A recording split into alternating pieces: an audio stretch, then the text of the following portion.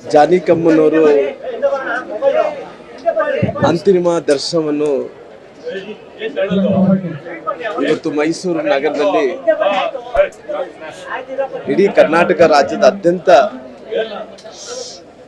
ಎಲ್ಲ ಅವರ ಅಭಿಮಾನಿಗಳು ಜೊತೆಲಿ ಎಸ್ ಜಾನಿಕಮ್ಮನವರು ಅವ್ರ ಕಂಟಕದಿಂದ ಇಡೀ ಜಗತ್ತನ್ನ ಜನಮಾನಸವನ್ನು ಗೆದ್ದಂತವ್ರು. ಅವರು ಕಂಟಕನ್ನು ಕೇಳಿದಂತ ಜನರು ಎಲ್ಲ ಭಾಷೆಗೆ ಜನರು, ಒಂದು ಭಾಷೆ ಅಲ್ಲ ಎಲ್ಲ ಭಾಷೆಗೆ ಜನರು ಕೂಡ ಇವತ್ತು ಮೆಚ್ಚಂತ ಕಂಠವನ್ನು ಮೆಚ್ಚಂತ ಗಾಯನವನ್ನು ಕೂಡ ಕೊಡುವಂತ ಕೆಲಸ ಆಗಿದೆ.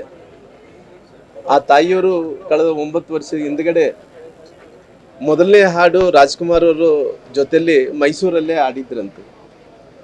ನಂತರ ಅವರು ಆಸೆ, ನನ್ನ ಕೊನೆಯ ಉಸಿರು ಮೈಸೂರಲ್ಲೇ ನನ್ನ ಅಂತ್ಯ ಸಂಸ್ಕಾರ ಮಾಡಬೇಕು ಅನ್ನೋಂಥ ವಿಚಾರವನ್ನು ಕೂಡ ಅವರು ಸಂಬಂಧಿಕರ ಜೊತೆಲಿ ಅವರು ಹೇಳಿರೋ ಕಾರಣ ಅವ್ರ ಇಚ್ಛೆ ನೋಡ್ರಿ, ನಾನು ಮೊದಲನೇ ಹಾಡು ಮೈಸೂರಲ್ಲೇ ಆಡಬೇಕು, ನನ್ನ ಕೊನೆಯ ಉಸಿರು ಮೈಸೂರಲ್ಲೇ ಕಳಿಬೇಕು ಅನ್ನೋಂಥ ಇಚ್ಛೆ ಏನಿತ್ತೋ, ಆ ಸಂಕಲ್ಪ ಏನಿತ್ತೋ, ಆ ತಾಯಿ ಗಟ್ಟಿಯಾದಂಥ ಒಂದು ನಿರ್ಧಾರವನ್ನು ತಗೊಂಡು ಇವತ್ತು ಅವರು ದೈವಾಧೀನರಾಗಿದ್ದಾರೆ. ನಾವೆಲ್ಲರೂ ಕೂಡ ಪ್ರಾರ್ಥನೆ ಮಾಡೋದಿಷ್ಟೇ, ಅವ್ರ ಕಂಟಕಕ್ಕಂತೂ ಯಾರು ಸರಿಸಾಟಿಯಾಗಿ ಬರ್ಲಿಕ್ಕೆ ಸಾಧ್ಯ ಆಗಲ್ಲ. ಆದ್ರೆ ಕೂಡ ಇವತ್ತು ಸಣ್ಣ ಹುಡುಗರು ಹಾಡಾಡಂಥ ಟೈಮಲ್ಲಿ ಸಣ್ಣ ಹುಡುಗರಿನ ಧ್ವನಿ, ದೊಡ್ಡವರು ಹಾಡಾಡಂಥ ಟೈಮಲ್ಲಿ ದೊಡ್ಡವರು ಧ್ವನಿಯಾಗಿ ಭಾಳಷ್ಟು ಒಳ್ಳೆ ಹಾಡುಗಳನ್ನು ಕೂಡ ಕೊಟ್ಟಿದ್ದಾರೆ. ಹಂಗಾಗಿ ಆ ತಾಯಿಗೆ ನಾವೆಲ್ಲರೂ ಕೂಡ ಪ್ರಾರ್ಥನೆ ಮಾಡೋದಿಷ್ಟೇ, ಯಾವುದೂ ಶಾಶ್ವತ ಅಲ್ಲ, ಮನುಷ್ಯ ಹುಟ್ಟಿದ ಮೇಲೆ ಸಾಯಲೇಬೇಕಾಗುತ್ತೆ. ಹುಟ್ಟಿದಂಥ ಸಂದರ್ಭದಲ್ಲಿ ಸಾಯೋಂಥ ಸಂದರ್ಭದಲ್ಲಿ ಏನು ಒಳ್ಳೆ ಕೆಲಸಗಳು ಮಾಡಿದಾರೋ ಅವೆಲ್ಲ ಕೂಡ ನೆನಪು ಮಾಡ್ಕೋಬೇಕಾಗುತ್ತೆ. ಹಂಗಾಗಿ ಆ ತಾಯಿ ಎಲ್ಲಿದ್ದರೂ ಕೂಡ ಆತ್ಮಕ್ಕೆ ಶಾಂತಿಯನ್ನು ದೊರಲಿ.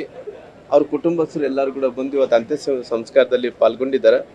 ಹಂಗಾಗಿ ನಮ್ಮ ಶಾಸಕರು ಸಾಹೇಬರು ಕೂಡ ಇಲ್ಲೇ ಇದ್ದು ಎಲ್ಲರೂ ಆ ತಾಯಿಯ ಸೇವೆಯನ್ನು ಮಾಡೋಂಥ ಕೆಲಸ ಮಾಡ್ತಾ ಇದ್ದಾರೆ.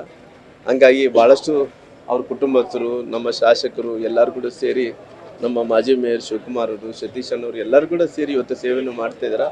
ಅವ್ರ ಆತ್ಮಕ್ಕೆ ಶಾಂತಿಯನ್ನು ದೊರೀಲಿ ಅಂತೇಳಿ ಆ ದೇವರಲ್ಲಿ, ಆ ಚಾಮುಂಡೇಶ್ವರಿ ತಾಯಿಯಲ್ಲಿ ನಾನು ಪ್ರಾರ್ಥನೆ ಮಾಡ್ತೇನೆ.